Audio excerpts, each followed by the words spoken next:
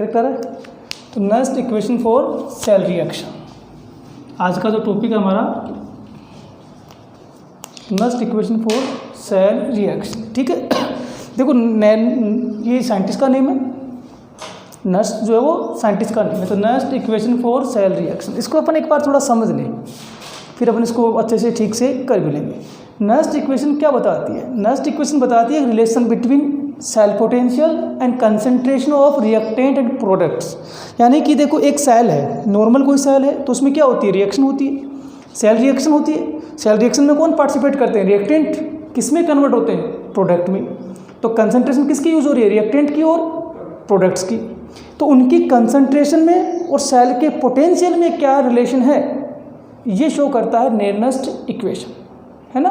ये next equation, ये equation कैसे आएगी वो अपन ड्राइव करेंगे, तो अपन ड्राइव कर लें इसको साथ साथ। तो देखिए पहले तो मैं इसको लैंग्वेज में लिख देता हूँ, एक लाइन है ना कि नेक्स्ट इक्वेशन क्या बताती है। तो on the basis of thermodynamic, on the basis of thermodynamic next given a relation between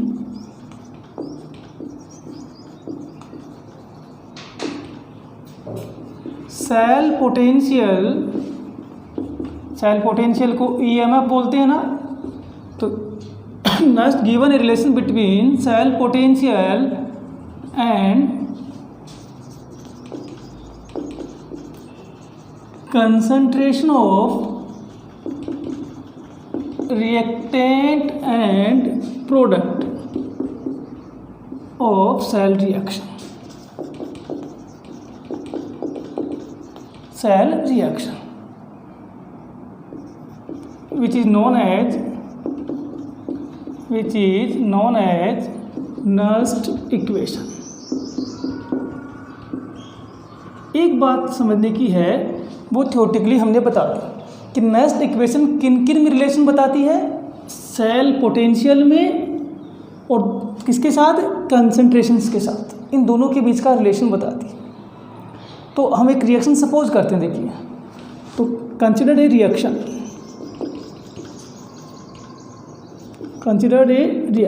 एक रिएक्शन हम लोग कंसिडर कर लेते हैं, चलो। और मान लो कि एक रिएक्शन ये रही XaYB McND, ये कोई रिएक्शन है, हम इसको सेल रिएक्शन मान रहे हैं। ये कोई भी रिएक्शन हो सकती है।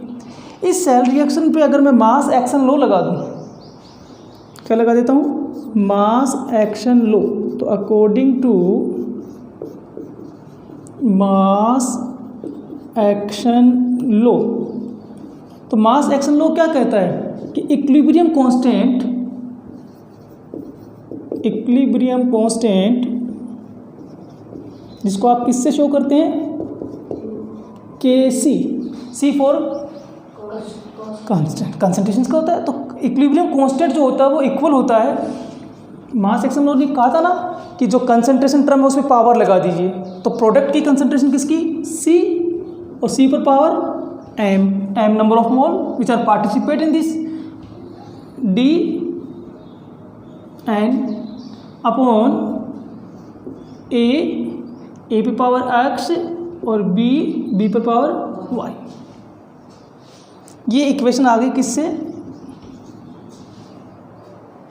मास एक्शन लॉ से। तो इक्विलिब्रियम कांस्टेंट आ गया। कहने का मतलब ये है कि इक्विलिब्रियम कांस्टेंट क्या होता है? Product concentration divide by reactant concentration. तो ये हमने इस पे बना लिया, ठीक है। अगर हम इसको आगे बढ़ाएं तो नेर्नस ने क्या किया, जो नेक्स्ट इक्वेशन लिखी है ना, उसने एक काम किया, उसने थर्मोडायनेमिक यूज की, ठीक है। और थर्मोडायनेमिक यूज किया तो उन्होंने क्या कहा? तो एज पर थर्मोडायनेमिक एक रिलेशन बताया उन्होंने, किस किस के बीच? Gibbs free energy change, del G, del change को बताता ना। और कल ही हमने एक बात की थी, याद है क्या, कि किसी भी सेल में टोटल स्टोरेज एनर्जी का जितना पार्ट वर्क करने के लिए फ्रीली अवेलेबल है वो गिव्स फ्री एनर्जी कहलाता है at the constant temperature and pressure. पर हमने एक बात और भी कही कि इस गिब्स फ्री एनर्जी में जो डिक्रीज होगा वो वर्क डन के इक्वल होगा, यानी कि डिक्रीज अगर 10 का है तो work done by cell is also 10 kilo joule, अगर डिक्रीज 20 का है तो work done by cell also 20 kilo joule, यानी कि सेल जितना वर्क कर रहा है गिब्स फ्री एनर्जी में उतना ही डिक्रीजमेंट दिखाई देता है। तभी हमने कल कहा था ना कि del G is equal to work done by cell, याद है क्या, del G equal to W लिखा था। तो ये डेल जी जो है ये इक्वल होता है del G not plus R T L N K C. ये एक रिलेशन है जो कि थर्मोडायनेमिक्स से आता है, हम लोग कभी फुर्सत में इसको भी डिस्कस कर लेंगे, पर एक बार हम इसको डायरेक्ट यूज कर लेते हैं। तो ये एक रिलेशन हमने डायरेक्टली यूज किया कहाँ से, थर्मोडायनेमिक्स से, कि del G equal to del G not plus R T L N K C. अब देखिए एक बात, डेल जी क्या है, change in Gibbs free energy, del G not क्या है फिर, standard change in Gibbs free energy. तो स्टैंडर्ड और इसमें क्या फ़र्क है, ये एट एनी टेम्परेचर, और स्टैंडर्ड के लिए कंडीशन 298 केल्विन वाली वो स्थितियाँ आ जाती है, स्टैंडर्ड कंडीशन आती है। आर गैस कांस्टेंट है, टी टेम्परेचर, और के सी यहाँ कांस्टेंट है, इक्विलिब्रियम कांस्टेंट है। पर देखिए बट वी नो, हमने कल ही जाना था, क्या जाना था, हमने जाना था कल at constant temperature and pressure, हमने कल एक जानकारी जुटाई थी ना कि del G equal to minus N F E cell. याद है क्या कि वर्क कितना करेगा सेल, ये अपने अपने क्वेश्चन बनता है कि सेल कितना वर्क करेगा, तो आपने कहा सेल साहब कितना वर्क करेगा, सेल में जो पोटेंशियल डेवलप हुआ है और उसमें कितना करंट फ्लो हो रहा है उसका मल्टीपल कर दो, उतना वर्क करेगा। फिजिक्स की भाषा में आप इसको क्या कहते हो, Q into V, Q into, और क्यू क्या है, अमाउंट ऑफ करंट, वो किससे निकलता है, एन इंटू ई। एन क्या है, number of electron, E electron का चार्ज, और 1 इलेक्ट्रॉन 1 मोल इलेक्ट्रॉन का चार्ज 1 फैराडे, तो हमने इसको केमिस्ट्री की भाषा में क्या लिखा, एन एफ, क्या लिखा, एन एफ। तो एन एफ क्या है, quantity of electricity pass through cell, और ई सेल क्या है, उसका सेल पोटेंशियल है, और इसका मल्टीपल किसके इक्वल होता है, वर्क डन बाई सेल, और हम लोग जानते हैं work done by cell is equal to change in गिव्स फ्री एनर्जी, ठीक है। एंड हमने कल ये भी पढ़ा था कि del G not equal to minus N F E not cell, दोनों स्थितियां पढ़ी थी कि ये नॉन स्टैंडर्ड कंडीशन और ये स्टैंडर्ड कंडीशंस। यहाँ टी पी ये सब फिक्स है, यहाँ वो फिक्स नहीं है, मतलब कांस्टेंट तो है पर वो 298 नहीं है, चेंज हो सकता है, और यहाँ वो पर्टिकुलर 298 केल्विन ही होगा। तो ये दोनों वैल्यू अगर मैं यहाँ इक्वेशन 2 में रख दूँ तो फ्रॉम इक्वेशन 2 क्या आएगा बताओ, फ्रॉम इक्वेशन 2, तो अगर मैं रखूँ तो क्या आता है बेटा, N F E cell, correct है ना, equal to minus N F E not cell plus R T L N K C, equation number 3। मुझे लगता है यहाँ तक तो कोई डाउट का विषय नहीं है। नैर्नेस ने यही किया, बाद में नैर्नेस ने क्या कहा कि इस पूरी इक्वेशन को अगर मैं एन एफ से डिवाइड कर दूँ, एक बात समझते हो ना, कंप्लीट इक्वेशन को आप ऑल स्टेप्स को आप मल्टीपल कर दो सेम नंबर से, चाहे डिवाइड कर दो, उससे कोई फर्क नहीं आना, कोई डिफरेंस क्रिएट नहीं होने वाला। तो equation 3 is divide by a quantity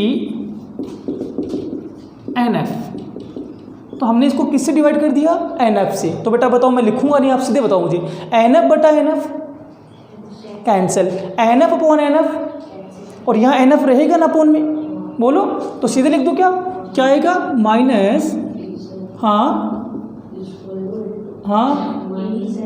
minus E not cell plus R T by N F L N K C, equation number 4। अच्छा, इस इक्वेशन 4 को ऐसे लिखूँ तो कोई दिक्कत आ रहा है किसमें, हाँ, तो इसको अगर मैं थोड़ा चेंज करूँ कि साइन बदल देते, सबके बदल देते, माइनस का प्लस का, कोई फर्क नहीं आने वाला, क्या आया, हाँ बिल्कुल, E not cell R T N F, बिल्कुल। तो मैं जो नहीं बोल पाया वो आप समझ गए शायद, तो इक्वेशन नंबर 5, ये 5 नंबर जो इक्वेशन है इट इज़ नेरनेस्ट इक्वेशन। ठीक है, यही नेरनेस्ट या जिसको अपने कहा ना नस्ट के नाम से जानते हैं वैसे तो, पर किताबों में हिंदी मीडियम में नेरनेस्ट लिखा मिलता है, तो हम लोग उसको क्या बोलेंगे, नस्ट इक्वेशन। तो इक्वेशन 5 क्या आ गई अपनी, नस्ट इक्वेशन। ये वाला पोर्शन हटा दूँ, ठीक है। तो देखिए अब नस्ट इक्वेशन तो आ गई अपने पास, अब इसको मॉडिफाइड ही करेंगे बस। बाकी इक्वेशन तो 5 नंबर जो है वही अपनी क्या है, नस्ट इक्वेशन है। ठीक है, अब देखिए अगर मैं यहाँ value of Kc put into equation 5, तो Kc का वैल्यू तो हमारे पास नंबर 1 में था, प्रोडक्ट कंसंट्रेशन बटा, हाँ तो क्या आएगा फिर ये E not cell minus RT upon NF ln, अब वो हमारा प्रोडक्ट क्या लिखा था हमने, C की पावर m D की पावर n, बिल्कुल कुछ समझ में आ रहा है क्या, इक्वेशन 6 आ गई। ये भी नेस्ट इक्वेशन है, दिस इज ऑल्सो या नेस्ट इक्वेशन।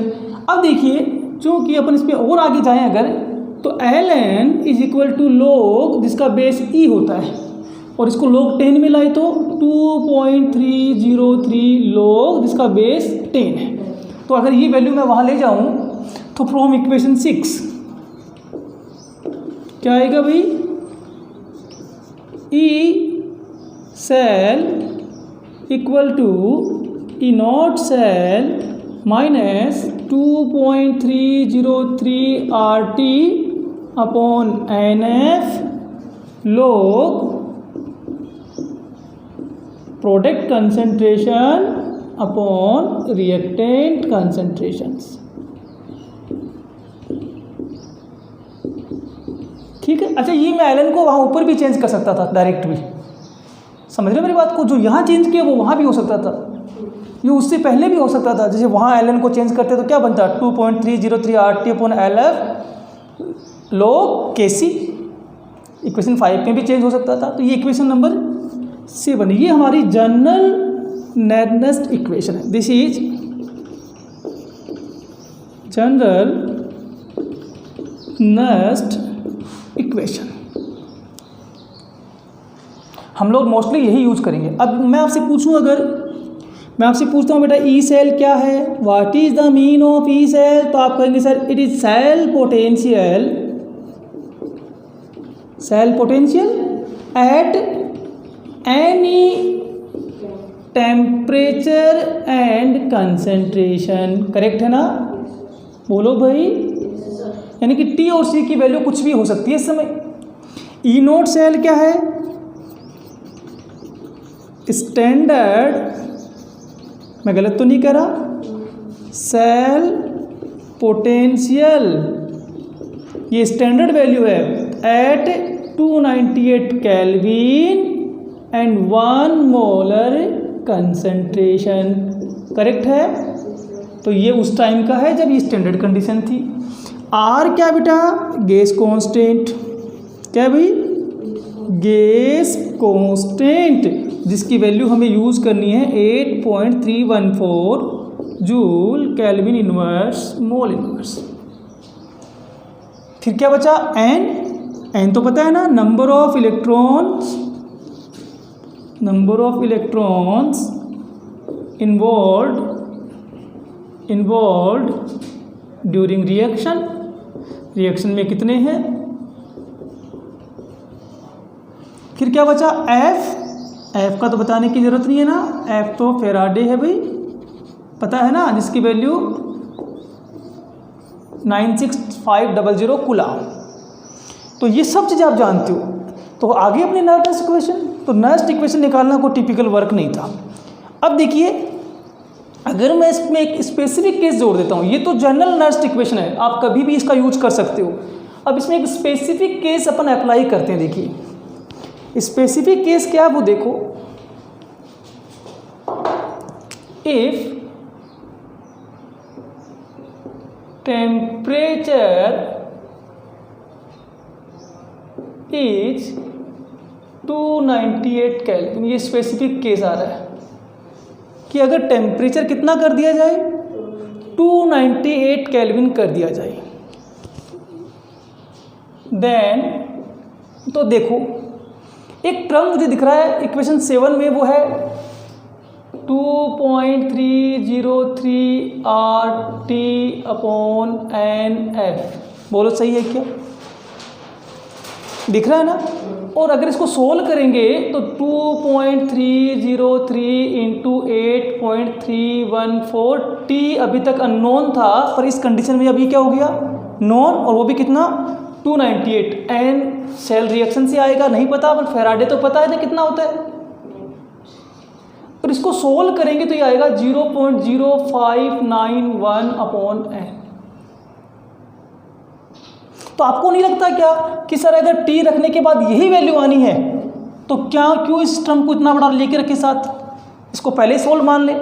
तो देन इक्वेशन 7, फ्रॉम इक्वेशन 7 क्या आएगा बताओ? E cell, E not cell minus 0.059, इतना ही लिख देता हूँ, 1 की इंपॉर्टेंस खत्म कर देता हूँ, upon N log product concentration upon reactant concentration.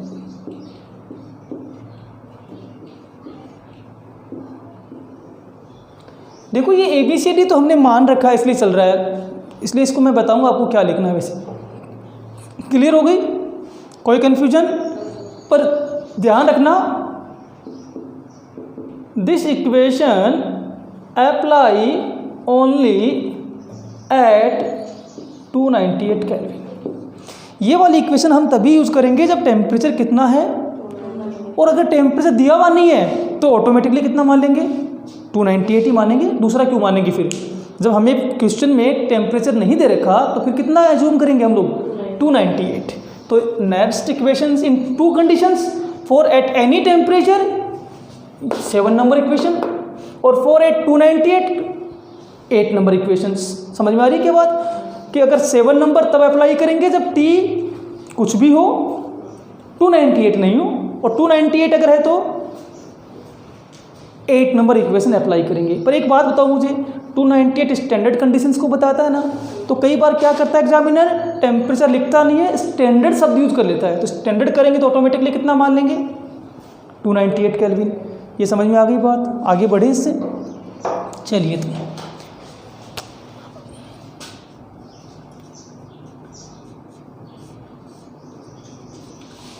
अगर मैं आपसे कहूँ, जो मैं कह रहा हूँ उसको ध्यान से समझना, कि पूरे नेस्ट इक्वेशन जो लिखते समय हमने सीखा है, नेस्ट इक्वेशन लिखते समय हमने जो सीखा है, उसकी बड़ी बातें क्या है? तो एक बड़ी बात तो मुझे लगी ये कि किसी भी इस रिएक्शन के लिए लिखा जा सकता है ये समीकरण, किसी के लिए भी। तो किसी के लिए भी लिखे तो याद कैसे करेंगे? ऐसे करेंगे कि E cell, E not cell minus 2.303 RT/NF log concentration of product divide by concentration of reactant. Correct ना? ऐसे याद करेंगे। Using some power, mass action law लगा है ना, जो नंबर ऑफ मोल्स होंगे वो पावर के तौर पे यूज कर लें। तो ये याद रखना है अपने को कि कोई भी रिएक्शन हो, इसलिए ध्यान रखेंगे कि प्रोडक्ट ऊपर, रिएक्टेंट नीचे। अगर आप रिएक्टेंट ऊपर लिखते हो, प्रोडक्ट को नीचे लिखते हो, तो ये माइनस का साइन प्लस का हो जाएगा। ठीक है? तो किताबों में हो सकता है आपको कहीं ऐसा मिल जाए, तो ध्यान रखना अगर वो उल्टा लिख रखा है तो साइन भी माइनस की जगह पर प्लस है। और दूसरा हमने यहाँ क्या सीखा कि at T equal to 298 kelvin, तो क्या होगा? Cell potential equal to standard cell potential minus 0.059/N log वही product concentration divide by reactant concentration. Shorter form हो गई हमारे लिए कि सीधे ये याद रखना है अपने को। N number of electron which are involve in the cell reaction. कोई कंफ्यूजन नहीं है। ये नेस्ट इक्वेशन है या नेस्ट इक्वेशन बोलें, जो भी बोलना।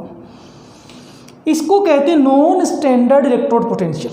ई सेल को क्या कहते हैं? नॉन स्टैंडर्ड इलेक्ट्रोड पोटेंशियल, यानी कि ये उस जब इसको कैलकुलेट किया गया तब स्टैंडर्ड कंडीशंस नहीं थी। स्टैंडर्ड कंडीशंस कौन सी नहीं थी? 298 केल्विन टेम्परेचर वाली, कंसंट्रेशन 1 मोलर वाली, वो सब चीज़ें यहाँ नहीं थी। ये इनोड सेल होता है स्टैंडर्ड सेल पोटेंशियल, तो ये उस समय है जब स्टैंडर्ड कंडीशंस अप्लाइड की गई। यहाँ तक कोई कन्फ्यूजन नहीं है? श्योर हो? एक क्वेश्चन से देख लें, चलें आगे। चलो देख क्वेश्चन से देखते हैं। क्वेश्चन है ना बोर्ड पे, क्या क्वेश्चन है? Write down the cell reaction of the following cell and express its EMF by Nernst equation. तो हमें नस्ट इक्वेशन से इसका ईएमएफ भी काउंटेबल करना है। देखो नस्ट इक्वेशन से जो ईएमएफ निकालेंगे ना हम लोग, वो स्टैंडर्ड नहीं आएगा, नॉन स्टैंडर्ड आएगा ई सेल। पर हमने क्या पूछा इसके लिए? दो बातें, write down the cell reaction, तो सेल रिएक्शन भी बतानी है, तो पहले वही करते हैं। देखिए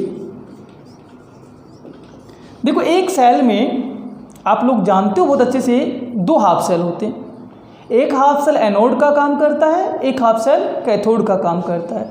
क्या आपको लगता है कि ये रिप्रेजेंटेशन ऑफ सेल है ना? ये रिप्रेजेंटेशन ऑफ सेल है।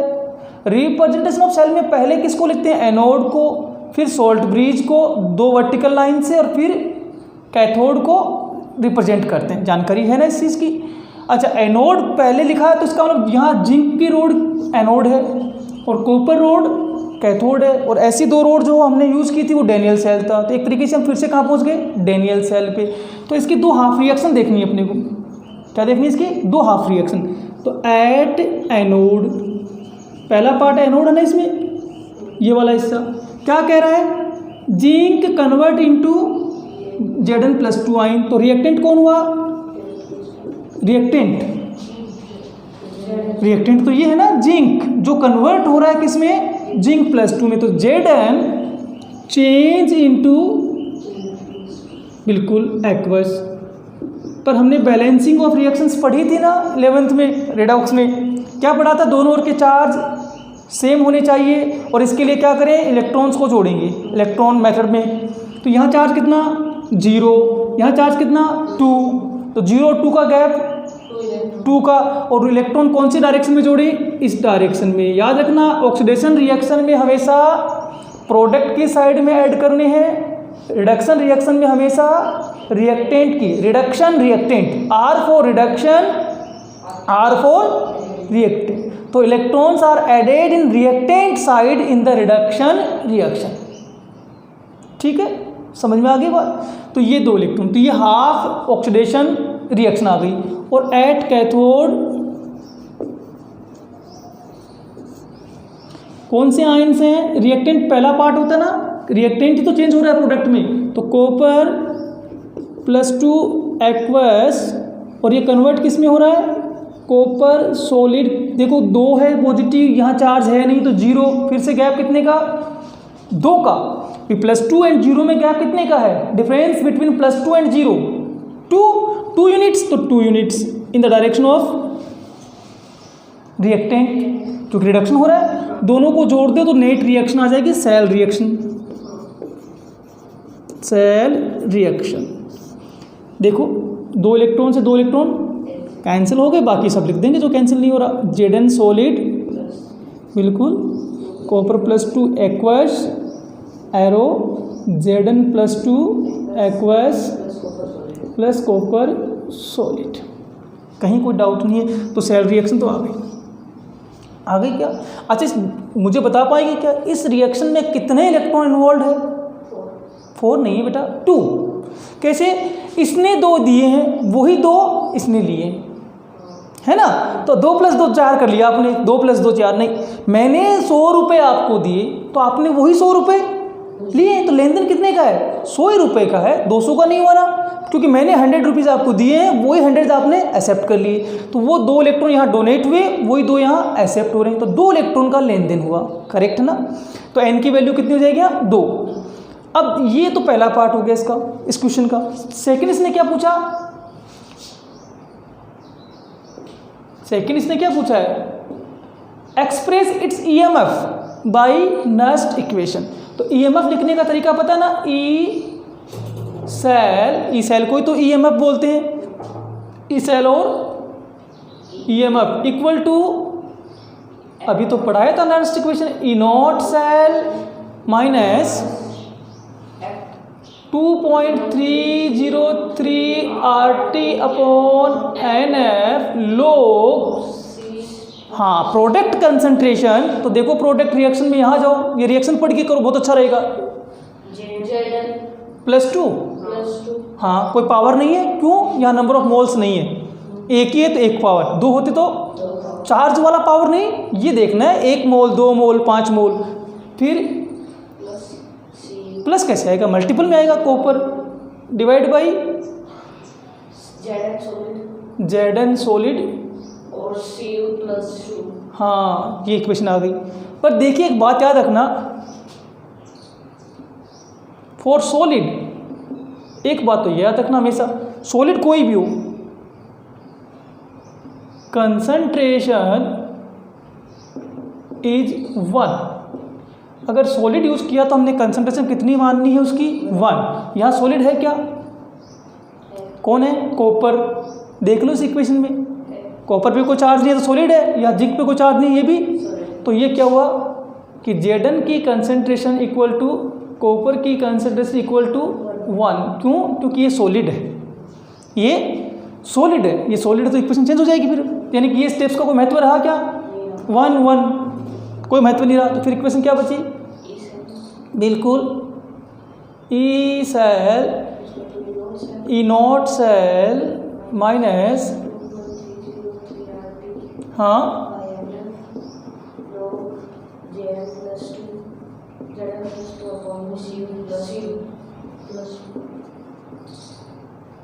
और n की जगह मैंने लिख दिया 2f। बताओ 2f क्यों? हाँ ये इक्वेशन मैंने लिख दी, पर आप बता पाएंगे बड़े आराम से कि in this cell reaction 2 electrons are involve. 2 electron involve होने की वजह से मैंने इसका n का वैल्यू 2 रख दिया, अब कोई कंफ्यूजन नहीं है।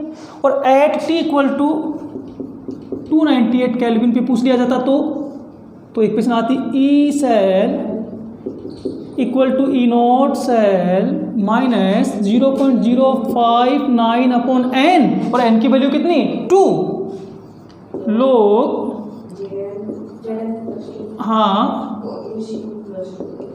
ठीक है, तो ये लो हो गया सोल्व, कोई कंफ्यूजन नहीं है ना। तो ये हमारा क्वेश्चन सोल्व हो गया। नेक्स्ट इक्वेशन भी, अब यहाँ अपने को इसकी वैल्यू दे दे अगला, और दोनों कंसंट्रेशन दे दे, तो इस सेल की वैल्यू काउंटेबल हो जाएगी। हटा दूँ? ठीक है,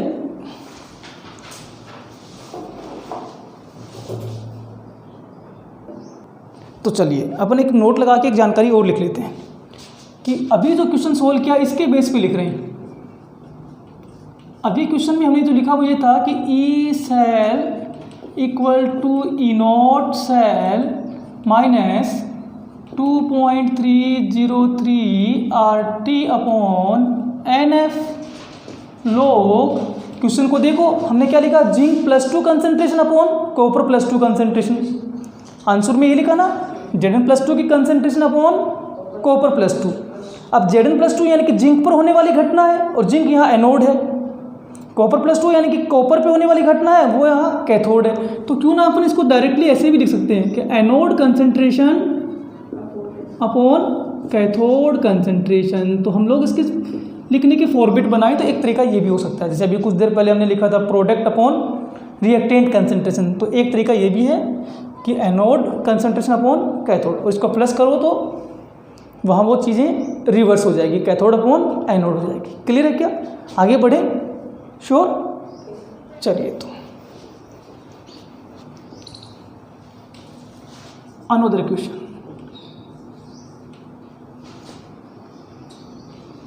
Write the next equation for following cell. Write the next equation for following cell.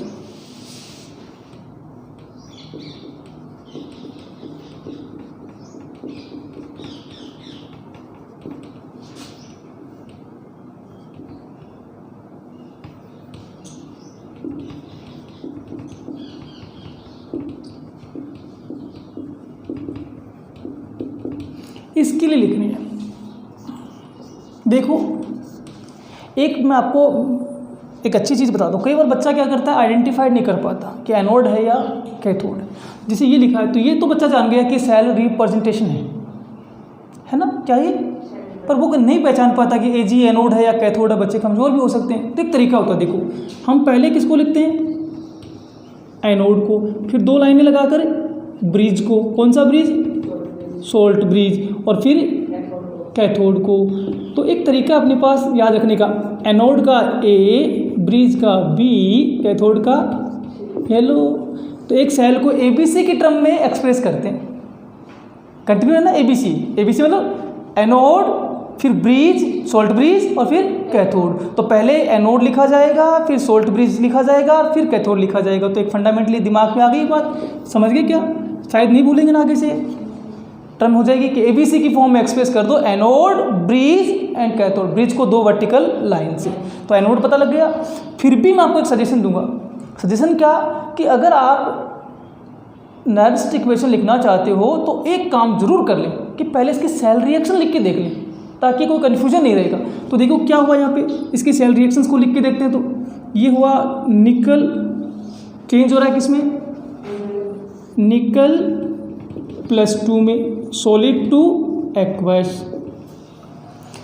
अब मुझे एक बात बताओ, चार्ज बैलेंस करना है ना, चार्ज बैलेंस करने के लिए क्या करते हैं, अब यहाँ दिख रहा है ना 0 से +2, तो कितने इलेक्ट्रॉन डोनेट किए हैं, 2, तो ये 2 इलेक्ट्रॉन। ये हो गया एनोड वाला पार्ट है ना। कैथोड वाले पार्ट पे क्या होगा, Ag+ दिख रहा है कि Ag+, और क्या बना रहा है, Ag, कितना प्लस है, 1, और यहाँ 0, 1 और 0 का डिफरेंस, 1 और 0 का डिफरेंस 1, तो 1 इलेक्ट्रॉन इसने रिसीव किया एक्वस से न्यूट्रलाइज होकर सॉलिड फॉर्म में आने में। पर आपको याद है क्या एक बात, कि बैलेंस करते समय इलेक्ट्रॉन्स कैंसिल होने चाहिए, और कैंसिल करने के लिए क्या करूँ मैं, इस पूरे स्टेप को 2 टाइम्स कर देता हूँ, ×2। ऐसा करने से क्या होगा, अब ये 2 Ag+ हो गया, डबल हो गया ना, और ये 2 इलेक्ट्रॉन्स और ये 2 Ag, तो 2 इलेक्ट्रॉन से 2 इलेक्ट्रॉन कैंसल। तो फाइनल इक्वेशन क्या आएगी, निकल सॉलिड प्लस 2 Ag+, मैं गलत तो नहीं कह रहा बेटा, और आगे क्या बन रहा है, निकल +2 + 2 Ag, this is your cell reaction. ये क्यों लिखवाई मैंने, इसका कारण देखो। नॉर्मली बच्चा क्या करता है, इलेक्ट्रॉन देखता है, वो देखता है सर यहाँ तो 2 दे रहा है, पर यहाँ 1 ही ले रहा है, तो मैं क्या लिखूँ, 1 या 2, नहीं 2 दे रहा है, 1 ले रहा नहीं है, 2 दे रहा है तो 2 ही ले रहा है, डबल हो जाएंगे बैलेंस करते समय। एक पार्टिकल 1 ले रहा है, पार्टिकल कितने इन्वॉल्व हो गए, 2, तो ये सेल रिएक्शन है ना। तो इसके बिहाफ पे अपन अब लिख देते हैं इसका नर्स्ट इक्वेशन। तो नर्स्ट इक्वेशन तो अब तक याद हो जानी चाहिए, कई बार बोल दी हमने, क्या बोली है, E cell E not cell है ना, ई नॉट सेल माइनस, चलो टी नहीं दे रखा तो अपन डायरेक्ट लिख सकते हैं ना, एट 298 केल्विन, तो 0.059/n log। अब देखिए लॉग के बाद आपको पता ना, anode concentration upon cathode, anode कौन है, निकल, तो निकल वाली कंसंट्रेशन में देखो निकल सॉलिड है। और वैसे एक बात बताऊँ मैं आपको, जब आपने सेल रिएक्शन लिखी दी तो क्यों ना फिर प्रोडक्ट अपॉन रिएक्टेंट कर लें। तो ये प्रोडक्ट है ना, ये सॉलिड है क्या, सॉलिड लिखें, नहीं लिखेंगे, क्यों, सॉलिड की कंसंट्रेशन 1 होती है, तो ये हट गया 1, सॉलिड से कितने भी हो 1, फिर क्या बचा, हाँ कई बच्चे सोचेंगे सर 1 × 2 हो गई ना, नहीं ये तो पावर में जाएगी ना, ये तो स्टेप्स के टर्म्स के पावर पे जाएगी, और 1 का स्क्वायर 1 ही होता है, अपॉन इस वाले टर्म में रिएक्टेंट में कौन सॉलिड है, छोड़ दो, किसकी लिखूं, 2 Ag+ लिखूं कि Ag+ का स्क्वायर लिखूं। याद है क्या, कुछ देर पहले हमने एक इक्वेशन की थी, याद है क्या, ऐसे किया था ना, अक्स A, तो हमने कहा A की कंसंट्रेशन की पावर अक्स, यानी कि जो नंबर ऑफ मोल्स हैं they are using as power. यहाँ नंबर ऑफ मोल कितने हैं, 2 तो पावर में 2, यहाँ 3 होते तो क्यूब। अब ये बहुत ज़रूरी है, अगर आपने पावर सही नहीं लगाई तो मैथमेटिक कैलकुलेशन पूरी रॉन्ग हो जाएगी। तो याद रख के लगाना है। तो ये इक्वेशन आ गई, पर याद रखना ये इक्वेशन कितने टेम्परेचर पे है, 298 केल्विन। पर हमें n का वैल्यू पता है, यहाँ पता है क्या, कितना है 2, क्योंकि यहाँ रिएक्शन में दिख रहा है अपने को 2 इलेक्ट्रॉन इन्वॉल्व हो रहे हैं। तो यहाँ 2 इलेक्ट्रॉन इन्वॉल्व होंगे तो अपन इसके 2 लिख देंगे। तो आगे मैं नहीं लिख रहा, आप जान उसकी इक्वेशन चेंज हो जाएगी ना। E cell equal to E not cell minus 0.059/2 log निकल +2 की कंसंट्रेशन डिवाइड बाई Ag+2 की कंसंट्रेशन का स्क्वायर, क्योंकि उसके 2 मोल यूज हो रहे हैं, ये ध्यान रखना। ये समझ में आ गया क्या? चलें आगे, देख लो पहले, कोई डाउट है तो। नहीं है, चलिए आगे अगली हेडिंग पे देखो। Application of next equation. पहला application, with the help of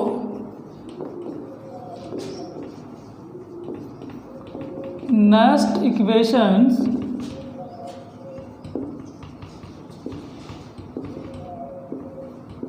we can calculate value of EMF और E सेल। सही ना? पर याद रखना एक बात को, मैंने पहले भी कहा, ये नॉन स्टैंडर्ड कंडीशंस का ई सेल निकाल रहे हैं। स्टैंडर्ड कंडीशंस का ई सेल निकालने के लिए नेक्स्ट इक्वेशन की ज़रूरत नहीं होती, वो तो हम डायरेक्ट भी निकाल सकते थे स्टैंडर्ड कंडीशंस में। ठीक है, तो ये नॉन स्टैंडर्ड कंडीशंस में निकाल रहे हैं। तो एक क्वेश्चन देता हूँ मैं आपको, ताकि आपको समझ में आ जाए। इसका एग्जाम्पल मान लो, हमने कहा ना कि हम इसकी हेल्प से ई सेल निकाल सकते हैं। तो एक एग्जाम्पल है, कैलकुलेट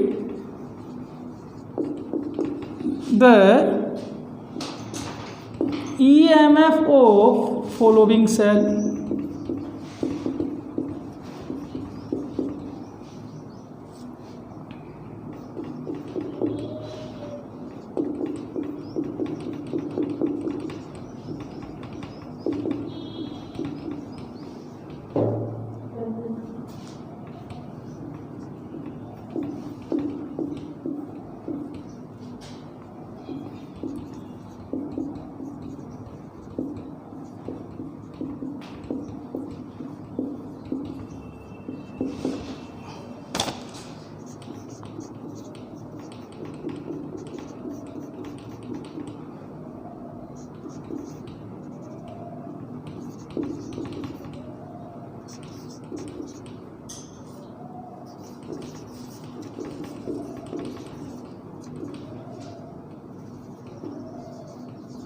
ठीक है, देखो बोर्ड पे क्वेश्चन हमने लिख दिया।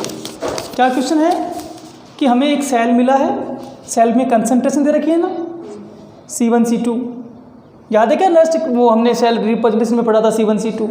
अब ये इसकी वैल्यू दे रखी है। एक तो मुझे बात बताओ ईमानदारी से, ई को क्या बोलते हो? Electrode potential. नोट लगा दे तो ये नोटेशन लगा रखा है इसने। क्या दिखा रहा है notation? Ion change into solid, ion change into solid. और आयन चेंज इनटू सॉलिड में क्या देख रहे हो? +2 चेंज हो रहा है 0 में, +2 चेंज हो रहा है 0 में। तो 2 से 0 decrease in positive number, reduction. तो ये जो सिंबल होते हैं आयन से, जब भी आप सेपरेशन करते हो ना, आयन सेपरेट मेटल, तो वो होता है रिडक्शन का। और उल्टा लिख दो ना कि मेटल सेपरेट आयन, इसको उल्टा कर दूँ तो Ag/Ag+, तो हो जाएगा ऑक्सीडेशन का। पर हमें दोनों वैल्यू किस में दी गई है? रिडक्शन में। और ई नोट सेल कैलकुलेट करने के लिए वैल्यू चाहिए भी किस में? रिडक्शन में। तो देखिए आंसर निकालने के लिए एक बहुत अच्छी बात समझना। देखो हमें निकालना क्या है वो देखिए, ई सेल। अगर सोचिए कि यहाँ ई सेल की बजाय लिखा होता ई नॉट सेल, क्या लिखा होता? ई नॉट सेल कैलकुलेट करिए, तो आप बड़ा आराम से कहते, क्या कहते? E not cell equal to E nought cathode, है ना, याद है क्या? Minus E nought anode. इसका मतलब समझे क्या? मैंने सिंबल क्यों लगाए कि कैथोड पे भी रिडक्शन वैल्यू और एनोड की भी रिडक्शन वैल्यू चाहिए। अब मुझे एक बात बताओ, अभी आपने क्या कहा, सेल को रिप्रेजेंट करेंगे एबीसी, एबीसी मतलब एनोड ब्रिज कैथोड, तो फिर एनोड ब्रिज कैथोड, तो ये वाला हिस्सा एनोड, तो ये वैल्यू किसकी है, एनोड की, ये दो लाइनें ब्रिज और ये कैथोड, तो यहाँ वैल्यू रखिए भाई, यहाँ कैथोड की वैल्यू कौन सी रखूँ बताओ बेटा, कैथोड की वैल्यू है ना, कौन सी है इसमें कैथोड, कौन है कैथोड, पहला part anode, second part bridge, third part तो सिल्वर यहाँ कैथोड है, तो सिल्वर वाली वैल्यू रख देता हूँ 0.80 प्लस में है, माइनस 0.25, करेक्ट है क्या, कहीं कोई गलती, तो E not cell equal to 1.05 add होंगे नहीं वोल्ट, तो ये सीधे क्या आ गया, ई नॉट सेल आ गया। मैं आपसे यही तो कह रहा था, अगर आपसे ई नॉट सेल ही पूछा होता, क्या पूछा होता, तो नेरनेस्ट इक्वेशन की ज़रूरत नहीं थी, डायरेक्ट आंसर आ गया ई नॉट सेल का। अब पूछा क्या अपने से अगले ने, क्या पूछा है, E cell non standard electrode cell potential पूछा है ना, तो उसके लिए हमें नेरनेस्ट पे जाना पड़ेगा। ई सेल यानी ईएमएफ पूछा अगले ने अपने से, अगर अपने से ई नॉट सेल पूछा होता स्टैंडर्ड कंडीशंस में तो आंसर आ गया। तो देखिए फ्रॉम नर्स्ट इक्वेशन, तो इस सेल के लिए नर्स्ट इक्वेशन लिखनी है अपने को, सेल दिख रहा है क्या आपको, तो चलो भाई आप लोगों सर बड़ा आसान है, सबसे पहले लिख दो E cell equal to E not cell minus, अब मुझे एक बात बताओ, टी यहाँ दे नहीं रखा, क्वेश्चन में टेम्परेचर नहीं है, बोलो हाँ ना, नहीं है तो 298 केल्विन का इक्वेशन लिख देते हैं, तो कितना लिखूँ 0.059 अपॉन एन लोग। अब देखो क्या होगा, हमने कहा प्रोडक्ट अपॉन रिएक्टेंट, तो या तो सेल रिएक्शन लिखे पहले, तब पता लगेगा अपने को कि सेल रिएक्शंस के बिहाफ पर, और सेल रिएक्शन नहीं लिखे तो क्या कर ले, एनोड अपॉन कैथोड, समझदार हो ना, एनोड अपॉन, तो एनोड में दो पार्ट है, निकल सॉलिड, निकल +2, सॉलिड तो लिखेंगे नहीं क्योंकि सॉलिड का 1 होता है, तो केवल किसको लिख देता हूँ, निकल +2, तो निकल +2 कंसंट्रेशन, करेक्ट है क्या बेटा। पर एक काम करते, देखो आपको थोड़ा दिक्कत नहीं हो इसलिए इसकी सेल रिएक्शन मैं यहाँ लिख देता हूँ, पहले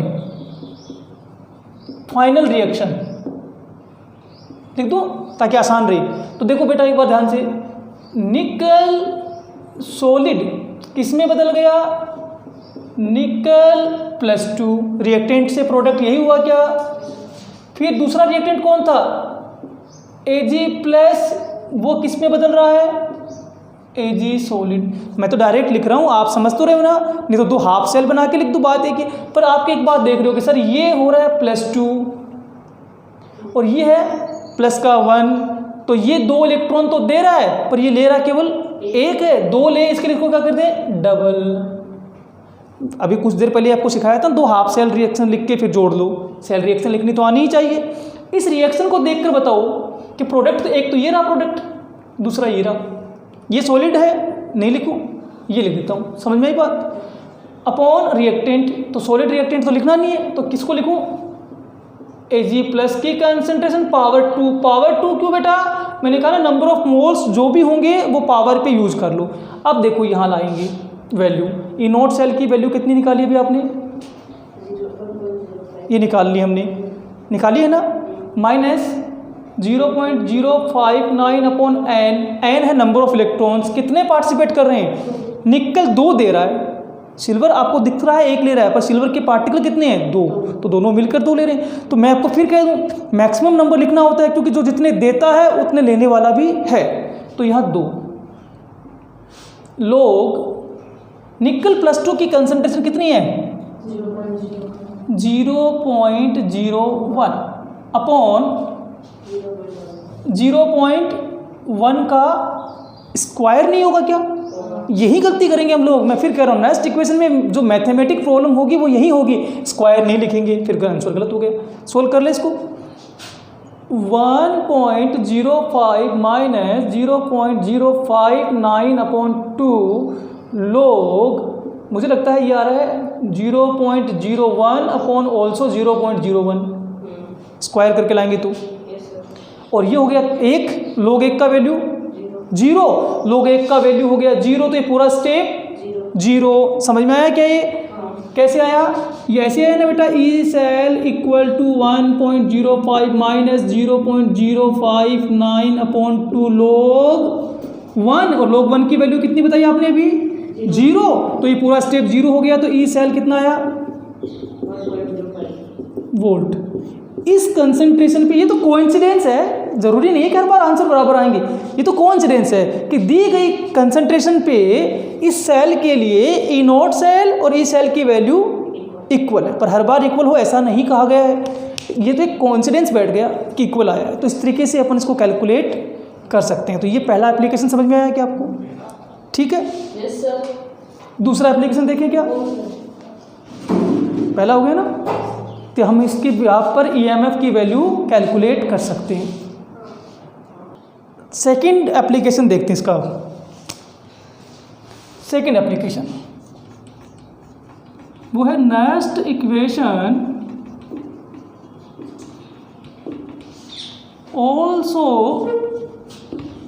applied on half cell. Half cell जानते ना, एनोड या cathode, half cell. So value of electrode potential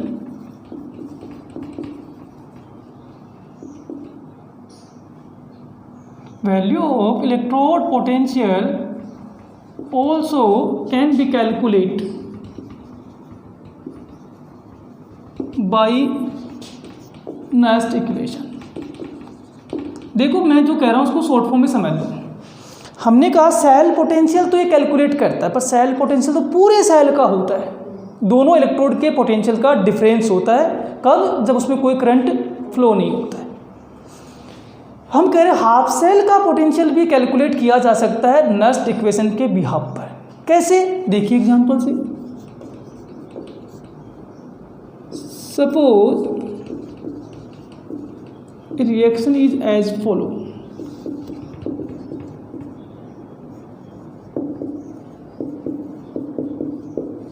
देखो एक रिएक्शन मैं दिखा रहा हूं आपको, वो है ये Mn plus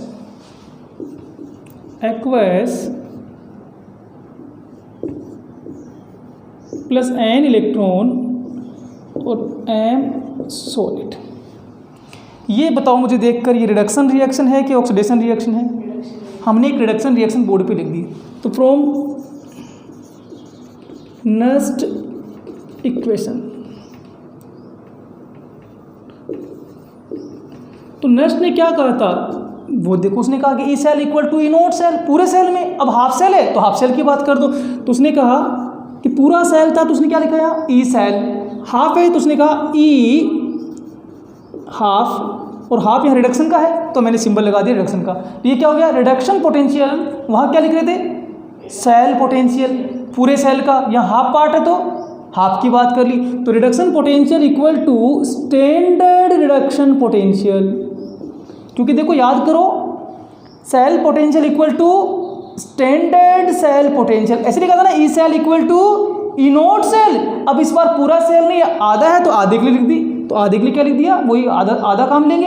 reduction potential equal to standard reduction potential minus 2.303 RT upon NF log, क्या यहाँ वो वाला स्टेप सेम आया?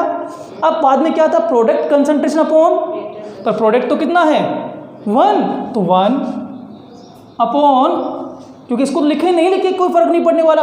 यहाँ आ जाइए रिएक्टेंट में कौन है Mn प्लस कंसंट्रेशन, बोलो यस और नो। यही तो हुआ ना प्रोडक्ट अपॉन रिएक्टेंट। अच्छा याद रखना मैंने 1 क्यों लिख दिया ऊपर, सॉलिड फॉर्म में M है और सॉलिड फॉर्म की कंसंट्रेशन 1 होती है ना, तो वो 1 लिख दिया। सही है क्या? अगर इसको प्लस करना हो तो Mn प्लस को ऊपर ले जाएंगे, तो ये साइन किसका हो जाएगा प्लस का। तो देखिए वही समीकरण लिखिए, सेम वही इक्वेशन है। वहाँ था E cell equal to E not cell, यहाँ हो गया E reduction equal to E nought reduction, फिर आगे का टर्म सेम है। उसमें दोनों ऊपर नीचे कंसंट्रेशन थी, क्योंकि पूरा सेल था, एनोड की कंसंट्रेशन भी थी और कैथोड की। यहाँ ऊपर नीचे में एक ही पार्ट पे होगी ना, क्योंकि सेल आधा है तो दूसरे वाला भाग तो जुड़ा हुआ भी है ही नहीं। तो हमें अगर ये मिल जाए ई नॉट रिडक्शंस की वैल्यू और कंसंट्रेशंस की वैल्यू मिल जाए, इक्वेशन से एन एफ तो ले आएंगे, एफ तो फिक्स होता है, एन की वैल्यू सेल रिएक्शन से ले आएंगे।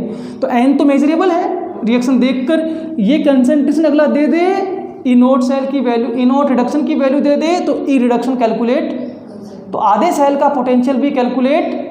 यही तुमने लिखा कि applied on half cell, so electrode potential also can be calculate. Electrode potential is the potential of half cell, तो वो भी कैलकुलेट हो रहा है। तो ये एक बेनिफिट मिला अपने को।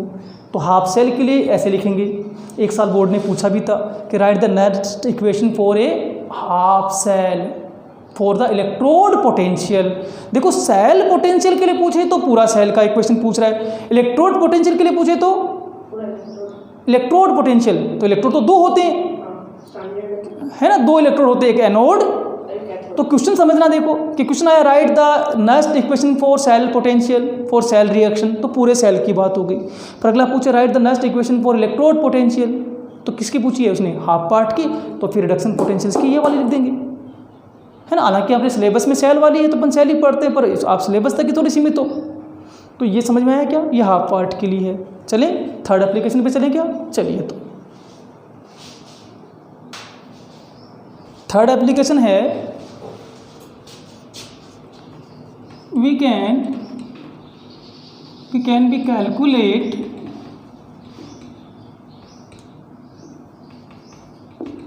वैल्यू ऑफ केसी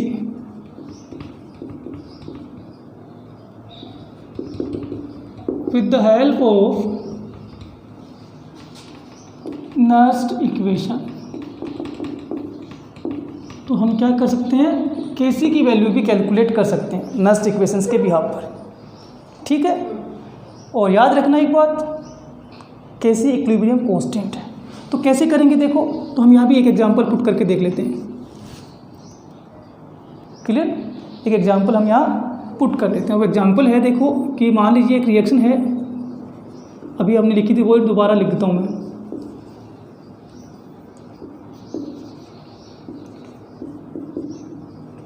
ठीक है, तो एट इक्विलिब्रियम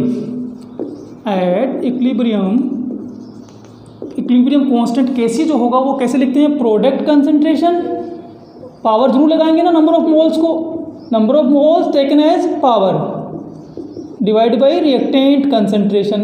यहाँ तो मुझे लगता है किसी बच्चे को कोई कन्फ्यूजन नहीं होना चाहिए।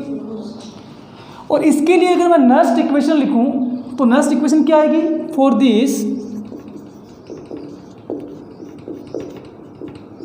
नेक्स्ट इक्वेशन, तो वो आएगी, अभी आपने बोला था ना, E cell equal to E not cell minus, हाँ अगर टेम्परेचर 298 लेंगे तो 0.059 लिख सकते हैं अपन, और नहीं ले तो फिर मैं जनरल वाली लिख देता हूँ। जनरल वाली ज़्यादा बेहतर है ना, क्योंकि वहाँ कोई भी टेम्परेचर हो वो लिख देंगे। T4 300 तो 300, R की वैल्यू तो फिक्स है 8.314, F की वैल्यू भी फिक्स है 96500, NF लोग याद है क्या लिखा था with product concentration upon reactant concentration,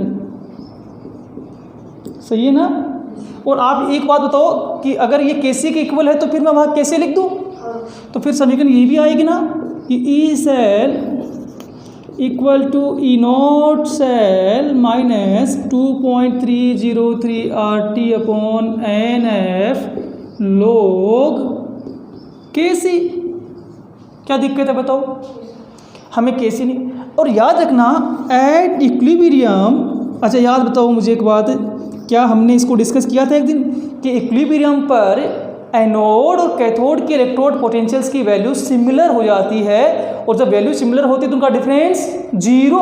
तो ई सेल का वैल्यू ई नोट मत कर देना जीरो, ई सेल का वैल्यू जीरो है। ई नोट तो एक पर्टिकुलर कंडीशंस में नापा गया था, उस समय इक्विलिब्रियम था कि नहीं था इस बात की कोई गारंटी। हाँ तो ई सेल कितना है, तो ई सेल इक्वल टू 0। याद रखना हमेशा होता है ऐसा, इक्विलिब्रियम पे ई सेल की वैल्यू 0। तो from equation 2 0 equal to E note cell minus 2.303 RT/NF log KC, या इसको ऐसे लिख सकता हूँ क्या बेटा, E note cell equal 2.303 RT/NF log KC। बोलो भाई सही है या नहीं है? सही है। और if T equal to 298 kelvin तो क्या होगा,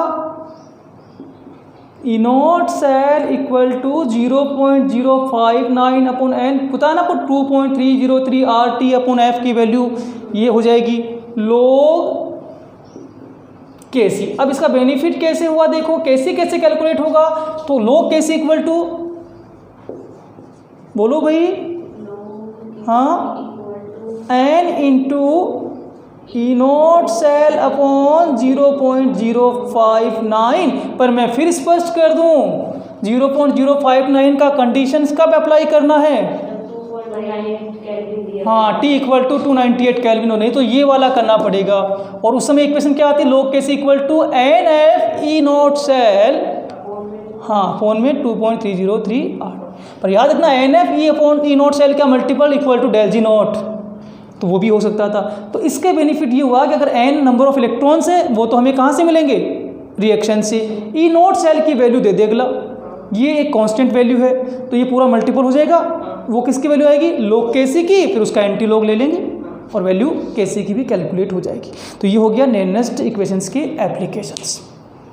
ठीक है, कोई कन्फ्यूजन श्योर हो तो नेरेस्ट कंप्लीट हो गई। आगे चले, चलो तो नेक्स्ट क्लासेस में चलेंगे आगे। तो आज तो कहाँ चलेंगे, काफ़ी लंबा हो गया पीरियड। ठीक, आज की क्लास का एंड अपन इस लास्ट क्वेश्चन के साथ कर देंगे। ठीक है, लास्ट क्वेश्चन क्या अपना, calculate EMF of a cell, EMF को ही ई सेल बोलते हैं ना, in which the following reaction takes place. ये रिएक्शंस आ गई। चलो इस रिएक्शंस को देखकर एक काम कर लेते हैं अपन, ज़्यादा कुछ दिमाग नहीं लगाएंगे। इस रिएक्शंस को देखकर हम लोग इसकी नेरेस्ट इक्वेशन लिख लेते हैं, ई सेल चाहिए ना अपने को। और वैसे एक तरीका मैं आपको बताऊं, वो भी समझना। वो तरीका ये होता है कि आपको अगर ऐसे क्वेश्चन सोल्व करने हो तो 3 काम करिए आप। पहला, सेल रिएक्शन लिखना चाहिए। दूसरा, नंबर ऑफ n वो कैलकुलेट करना चाहिए। फिर थर्ड, कंसंट्रेशंस पे पावर देखकर लगानी चाहिए, फिर अपने आप क्वेश्चन सोल्व हो जाएंगे। 3 स्टेप्स हो गए ना ध्यान रखने वाले। पहला स्टेप सेल रिएक्शन, दूसरा स्टेप n की वैल्यू, और तीसरा स्टेप पावर जो लगाई है वो प्रॉपर्ली चेक कर लें। तो यहाँ अपन तीनों स्टेप्स को ध्यान में रखकर नेरेस्ट इक्वेशन लिख देते हैं। नेरेस्ट इक्वेशन फॉर दिस सेल। तो भाई नेरेस्ट इक्वेशन के कुछ पार्ट तो फिक्स होते हैं ना, ई सेल जिसको आप क्या बोलते हो, EMF, वो इक्वल होता है किसके, ई नोट सेल। ठीक है, माइनस, अब देखो temperature not given, temperature is not given, then assume as 298 kelvin, नहीं दे रखा 298 की कंडीशंस में क्या लिखते हैं, 0.059/n log product concentration upon, तो प्रोडक्ट में आओ पहले, Ag सॉलिड है, इग्नोर इट, तो बचा को निकल +2। निकल +2 के कितने मोल है, निकल +2 के हाउ मच मोल, 1, तो नो पावर ओनली 1। अपॉन में यहाँ आओ रिएक्टेंट, तो रिएक्टेंट में निकल सॉलिड है, छोड़ दीजिए Ag प्लस कंसंट्रेशन। अब Ag प्लस कंसंट्रेशन में Ag प्लस कितने हैं वो देखिए, 2 मोल, तो 2 पावर। अब पहला स्टेप था सेल रिएक्शन, वो हमें दे रखी थी इसलिए मैंने नहीं लिखी। दूसरा स्टेप क्या बताया मैंने, n कैलकुलेट करो। निकल से क्या बन रहा है, कितने इलेक्ट्रॉन डोनेट कर रहा है, तो मान के चलिए 2 इलेक्ट्रॉन का ट्रांसफर है। जितने डोनेट होंगे उतने ही एक्सेप्ट होंगे, ये श्योरिटी है। ठीक है ना, क्योंकि जो देने वाला है उसी को कोई लेने वाला है। तो 2 इलेक्ट्रॉन का लेन देन हो रहा है, क्योंकि 2 Ag प्लस हो गए, Ag+ तो एक कर रहा है, पर Ag+ है कितने, 2। तो आप ये तो शायद कर लेंगे, तो 10th वाले बच्चे भी कर लेते हैं। तो 2 है यहाँ इलेक्ट्रॉन्स, 2 मोल इलेक्ट्रॉन यहाँ इन्वॉल्व हो रहे हैं, तो n की वैल्यू कितनी होगी, 2। तो यहाँ क्वेश्चन में लाते हैं, देखो E0 सेल की वैल्यू दे रखी है 1